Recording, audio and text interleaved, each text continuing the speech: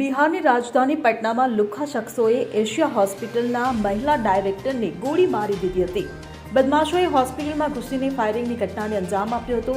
મળતી માહિતી મુજબ અજાણ્યા શખ્સોએ હોસ્પિટલમાં ઘૂસીને ડાયરેક્ટરની ચેમ્બરમાં ગોળીબાર કર્યો હતો. આ દરમિયાન ડોક્ટરને 5 થી 6 ગોળીઓ વાગી હતી અને તેઓ ગંભીર રીતે ઘાયલ થયા હતા. આ દરમિયાન તેણે ઉતાવળે પટના એમ્સમાં લઈ જવામાં આવ્યો હતો, જ્યાં તબીબોએ સુરભિરાજને મૃત જાહેર કરી હતી.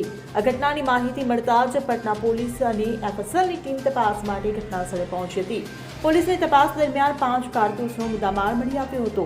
હાલ પોલીસ સીસીટીવી ફૂટેજ પણ જોઈ રહી છે અને દરેક એંગલથી મામલાની તપાસ કરવામાં આવી રહી છે. હોસ્પિટલના નિર્દેશકોને આટલી વખત ગોળી કેમ મારવામાં આવી, હાલમાં તેનું કારણ હજુ સુધી જાણી શકાયું નથી. Bureau report CN24 news. હવે જુઓ દેશ દુનિયાની તમામ ખબરો તમારી આંગળીના ટેરવે.